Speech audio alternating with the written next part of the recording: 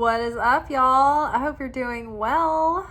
We are here for our midweek alchemy message where we unpack how we're approaching our spiritual work for the week.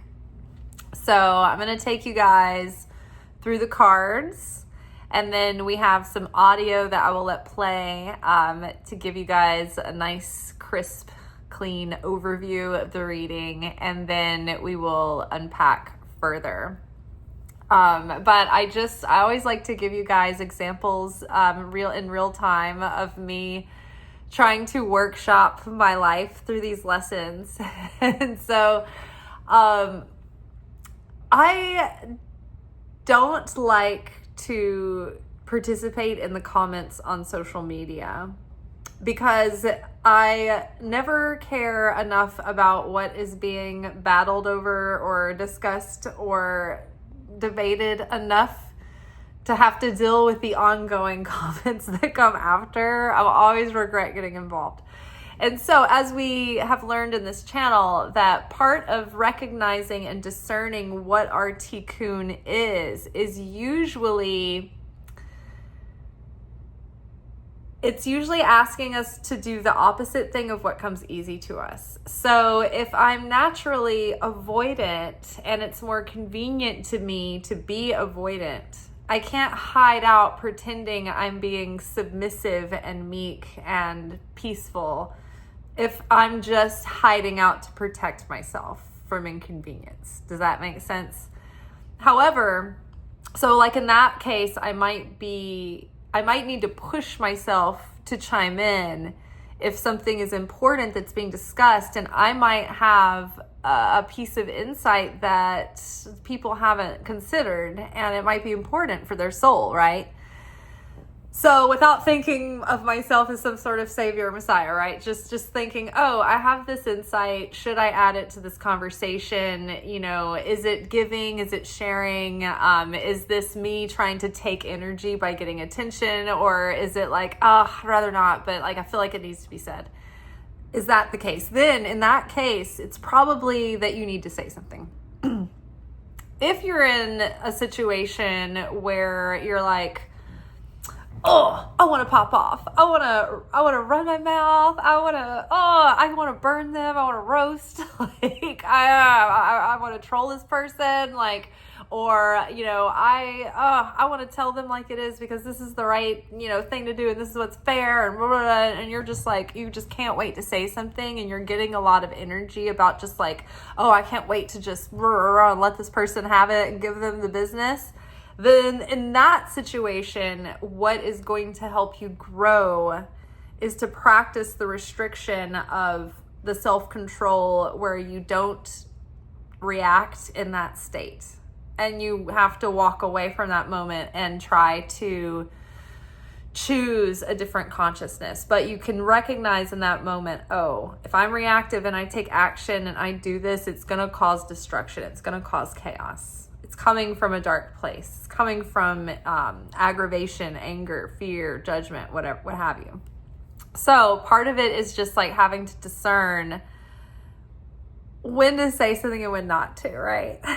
And so I'm like just trying to have a nice little cozy moment this morning. And I think, you know, in my novice naivete, in my optimism, that I'm going to find something nice on Instagram. And I did. I found one of those cozy moments where it's like the reel is like cut with like these little scenes of fall, and it's like a mug, you know, and like little, you know, leaves and oranges and the right aesthetics, and it's just cozy scenes. And I'm like, oh, I love those. And then I start reading like the little captions, and it's like on some like thing about how there was in the Bible, they were referencing like when the people in the 7th month had feasted and they stood for their judgment and they fasted and they were blah blah blah blah. And this chick goes on to say like in lieu of Halloween, like, why don't we do this and blah, blah, blah. And she was basically trying to say that, like, this was the original reason why we celebrate Halloween and it got changed and, like, you know, not whatever. And I was like, no, I think you're thinking of maybe Yom Kippur, which is in the 7th month, the astrological sign of Libra, the scales, and that was on October 2nd and 3rd. It has nothing to do with October 31st, which is Halloween, which is Samhain, the Celtic observation. They have nothing to do with one another, and they're not related. And I think it's just this person on a kick trying to demonize Halloween and whatever. I was raised not allowed to participate in Halloween. And I can tell you that I spend all day, every day, just trying to be closer to Jesus and God. And I like Halloween and I celebrate it. So there.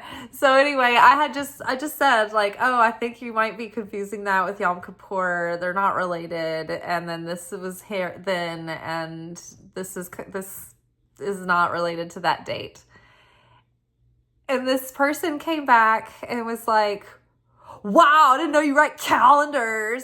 And it's just like, I didn't say anything and I wanted to. Like, okay, so the initial thing that I had to come over myself, like, okay, I don't like to chime in. Someone's going to come back and sass me and for whatever, even if you're just making a nice comment anymore.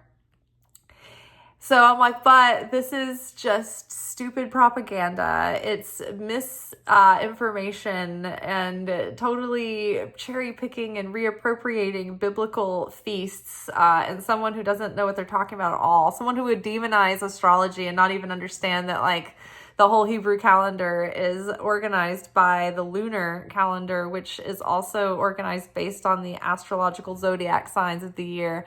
So anyway, it's just like I'm getting more wound up. So first, the restriction was putting myself out of my comfort zone to say something.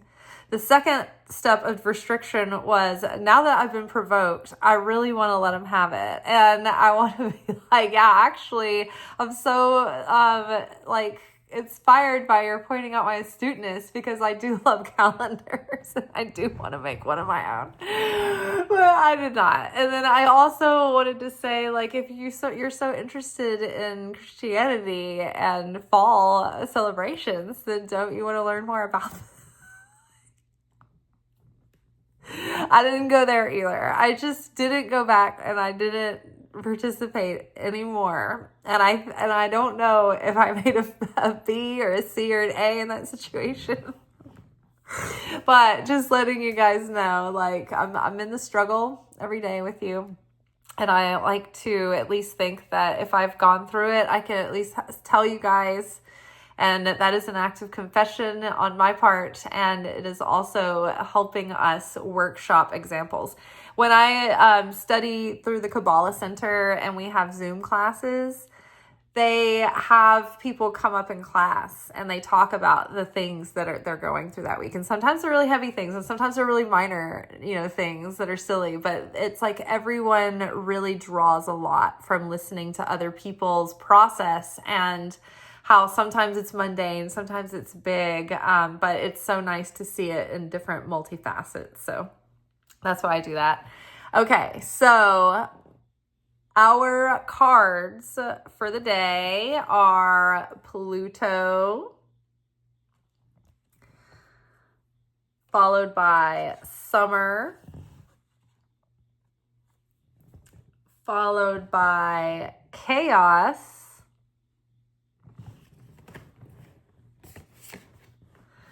underneath Pluto, we have the Empress.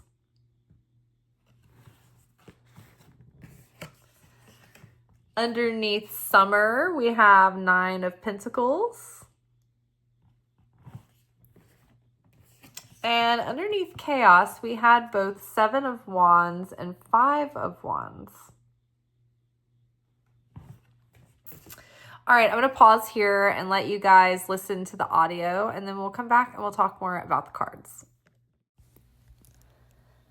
Pluto, having gone direct on the 13th in Aquarius, aligns with this recent burst of cardinal Aries/Mars influence, along with our spiritual new year, and that officially beginning this week with the restart of the reading of the Torah beginning in Genesis. All of this culminating in a swirling of creation energies that, if not consciously directed, can whirl into unadulterated chaos. This year will be a year sharply and promptly guided by our consciousness. Are we choosing tree of life consciousness, the consciousness of creation, love, and sharing? Or are we choosing tree of knowledge of good and evil consciousness, which is a consciousness of taking, instant gratification, receiving for the self alone, fear, lack, doubt, and suffering? So basically, what state of consciousness are we in when we follow a train of thought that creates emotions which then lead to reactive behavior? Those are the seeds we are planting. But what state of consciousness are we in when we feel the trigger, notice the reflex, and choose to pause before acting? Pause and ask, is my consciousness in fear right now? Or is it in love? How can I use this moment as an opportunity to identify my own negativity, ego, and shadow so that I can separate myself from the influence of that lower consciousness and exercise self-control, which then creates space for free will? Can you transform in that moment? That determines whether we will experience judgment or miracles. This year, the space between cause and effect has become more narrow, meaning your consciousness might manifest faster than you expect. This applies to your higher consciousness moments as well as those crash outs in the lower consciousness. Don't beat yourself up. Just think of it like dance training or martial arts. It takes discipline to perfect form. So as we've been talking about this week, we have started over in the yearly cyclical reading of the Torah. And so this week's portion comes from Genesis. And so it's all commentary on these portions through Genesis. But we are in the seed level this week of the entire year ahead.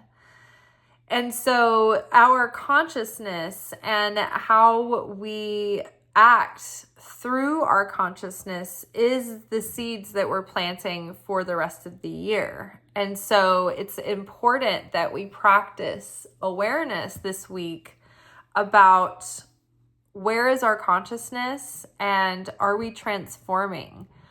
Are we, recognizing our tests when they come up? Right. And that's basically why I told you guys the story of whatever has happened to me today. Right. Like, do I comment? Do I say anything? Sometimes it feels like it's more trouble than it's worth. But then it's like, oh, well, is that avoidance? Am I hiding out? And so those are the moments where we have to take a step back and start asking those questions so that we actually have free will and we're not just baited into reactive behavior in life. And we're proactively participating from a conscious place.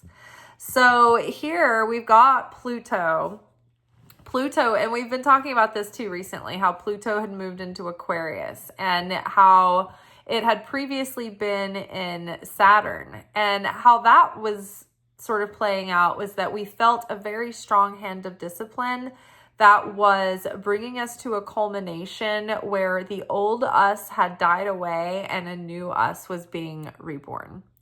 Well, that was on a personal level of our individual correction. But when Pluto shifted into Aquarius, it was like it became about our collective correction. And so notice that for me personally, this year, I've had no personal concerns. Everything has been stable enough. No real highs, no real lows. But for me, it's been all about what's been going on in the collective. And so I think this is a reflection of that Plutonian energy, the Pluto energy going into Aquarius. So Pluto is the planet of death and rebirth and transformation and metamorphosis and renewal and resurrection, right? And so Aquarius is about like humanitarianism and inventiveness and revolution and rebelling against status quo and shaking up norms. The Aquarian person is a very like unique individual who marches to the beat of their own drum. They're imaginative, they're innovative, they are inventive, but they're also rebellious. And so it pushes up against the systems. It pushes up against the status quo. And so what have we had going on this year? If not death and rebirth of, things as we know it, right? Chaos in the air, upheaval, and where people are being awakened to come together as a collective to rebel against the establishment on behalf of the humanitarian cause, right? So we have the planet of Pluto has gone direct now in Aquarius. It has been retrograde for a minute, which has had us sort of reconsidering and taking a look and like going back and reviewing, okay, like how are we going to show up for mankind? Like, how are we going to fight the establishment to reestablish something new and have a revolution of love and unity for all, right? And so look what's been going on over the past few months. The culmination of the intensity of the violence overseas. We all know where I'm talking about. I'm trying to avoid certain keywords. The humanitarian efforts going into that cause that was putting all eyes on that situation, which laid the pressure to get where we are in this moment now, where there has been a ceasefire declared, offered, but it hasn't necessarily been honored. But there have been improved conditions. Prisoners have been released. Hostages have been returned. There are still like 10,000 Palestinian prisoners being held. And so we're still advocating for those to be released, and we're still advocating for a free Palestine. But at least at the moment, there is more calmness, more than there were. So it's not completely peaceful yet, but it's definitely an improvement on what it was. But I won't let my guard down until it's time to let my guard down about that. So we have these big changes happening in the world and big shifts in people coming together and making change and stepping up and stepping out and fighting for good. So this is shifting the energy in the collective. But on an individual level too, like we have this fresh surge of passion for revolution and innovation. We have the Aries energy that has just sort of like washed over everything in that Aries full moon, which was the first moon in the new cycle after eclipse season. And so the Aries itself is very cardinal. It's cardinal energy. It's good as a catalyst. It's good at fresh passion, fire of starter energy, right? And we're at the beginning of our spiritual new year. So if we can integrate all of these transformative changes that have been happening within us on a spiritual level and start taking action from that consciousness and that place, we are going to be like the Empress. We're going to be very fruitful, very successful at what we're doing. There's going to be a lot of energy and momentum behind us. The Empress is an example of the individual when they have successfully balanced and married the energies of the divine masculine and feminine qualities within the self.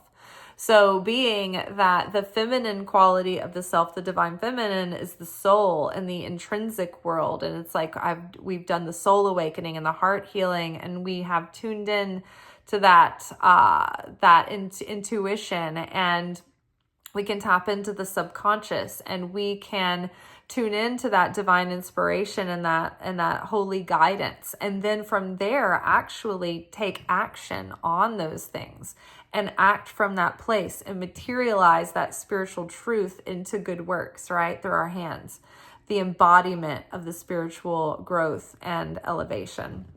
That's why the Empress is always pregnant, about to give birth to new life, new potential, surrounded by lush foliage and a hefty harvest, right? It's just overflowing with abundance and beauty and creation. And then we have the summer card here.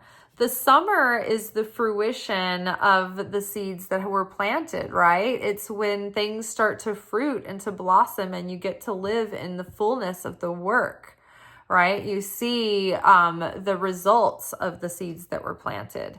Well, this year, the number of the year, I can't remember what the numerology of this year is, but I remember my teacher, Michael Berg, in the consciousness lectures during the high holidays, mentioning that this coming year, has a numerical value that is the same as the numerical value of the word judgment, or din. And so this is the kind of year where our consciousness is going to plant the seeds of what we're reaping. And whereas many times there is like a larger gap of time and space in which we have the thought, and then there's time and space that's there for mercy, so that we can change our mind or come to a new conclusion or try to repair the action that we took. Whereas this year, that space is very narrowed. And so the gap of time between cause and effect has grown smaller. So when we have we have like an angry mind, and we pop off and we say something and we take an action, while we're pissed, like that's going to have an immediate sort of like backlash. Consequences will be evident. So too, when we do goodness, that will kind of have a fast turnaround as well. And so the contrast is the difference of, do we choose tree of life consciousness through the year, or do we choose the consciousness of the garden, or the tree of knowledge of good and evil? Tree of life consciousness is eternal. It's everlasting life. It's the consciousness of the Creator. It's goodness and creation and unconditional love and sharing, and wanting to receive for the sake of sharing, right? Sort of like thinking, instead of wanting to get a bigger check to have a better lifestyle, it's like having all of a sudden a shift in consciousness where you're not even thinking about your lifestyle, but you wish you had a bigger check so that you would have more to give and to help others, right? So having the shift in consciousness of that, where I want to receive for the sake of sharing rather than receiving for the self alone. It also applies to our spiritual awakening and healing. It's not just about making our own hearts more fulfilled and peaceful, but it's also about changing who we are so we don't add more negativity and pain and suffering in the world. So we have tree of life consciousness, which mirrors the consciousness of the Creator, and it's unconditional, loving, sharing. Or we have tree of knowledge of good and evil consciousness. And this is the consciousness of fear, lack, doubt, judgment, criticism, insecurity, taking, wanting instant gratification, wanting to receive for the self alone, not caring about the consequences. With the tree of life consciousness, you have miracles and health and vitality and everlasting life. And with tree of knowledge of good and evil consciousness, it brought about the pain and death and suffering that we have in the world. Before we ate of the fruit of knowledge of good and evil, we were eternal beings. We were light bodies. We didn't even have this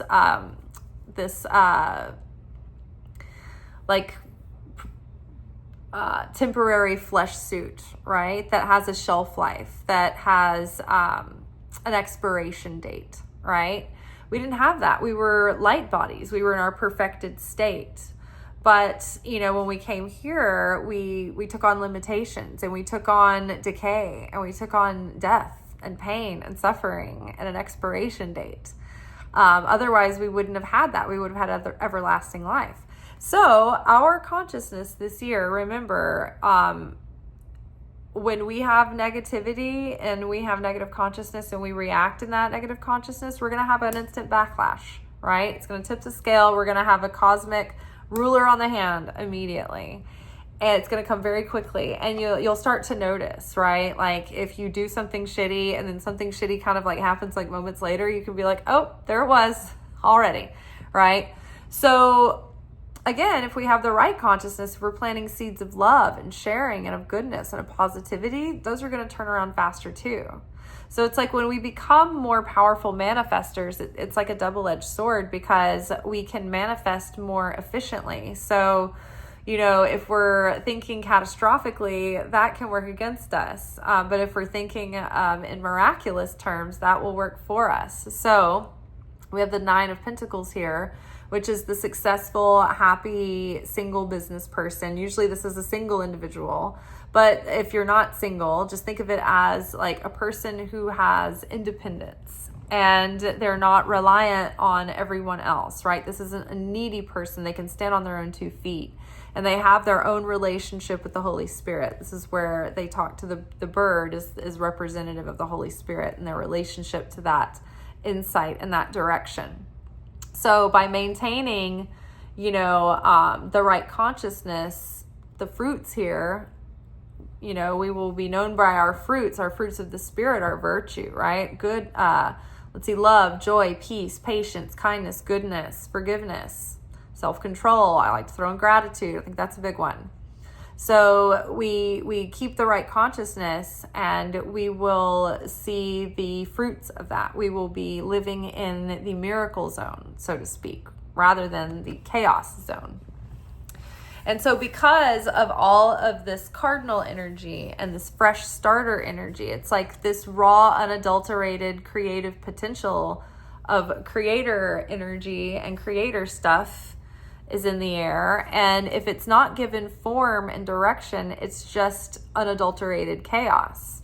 It's just ricocheting energy, like atomic nuclear energy that's not contained in the form of the atom, right? How destructive is that?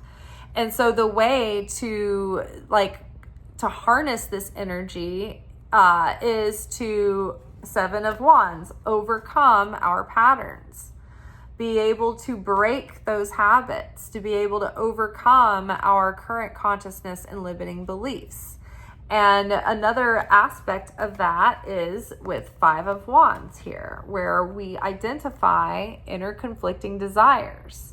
And we see the things that are kind of a snare and a stumbling block to us that we hadn't seen previously, right? Sometimes we do the right things and we make the right moves on the outside, but on the inside, our subconscious is afraid that if we do that and we get our way and we win, then part of us is going to be abandoned or in mortal danger or exposed, or we're going to lose our freedom, or we're going to lose our free time, or we're going to have to be more responsible, or we're going to lose our independence, or this or that. There's so many things that we want, but we're afraid if we get what we want, it means that we lose something else that's dear to us, right? So we have to identify those inner conflicting desires and then reprogram them. And then in addition to that, while we're catching ourselves breaking these patterns, we're also able to see, okay, what is the unconscious mechanism that's triggering this pattern? And what is the unconscious belief that thinks that this pattern and this habit is going to be the savior of the situation, right? And so you just reinform your subconscious and you train yourself to take better action and to choose differently. And like we were saying earlier in the week, that our transformation, being able to transform that negativity and darkness, actually releases the energy that we can then redirect and repurpose into our intention, into our desire. So while we are doing the work of like disciplining ourself and shaping our soul, training our soul and training our consciousness, we also want to direct our energy and our intention into the essence of what we want to create and get clear about what we want to create on the level of essence and feeling, rather than specific physical material criteria. That way it gives the universe leeway to deliver what's going to be the most fulfilling, and you're not blocking yourself because you have something specific in mind. And if you attach or latch on to one specific solution, then it sort of like stalls the universe from sending you all these other options and solutions as well, right? So we are changing ourselves. We're breaking patterns. We are having insights and realizations about what has been our unconscious motivation. And then through making those changes, we're releasing all this extra miracle juice that we're then redirecting and focusing into our intention, calling in what we truly desire, the essence of, and releasing and surrendering the how, the what it's going to look like, the when, all of that to the universe.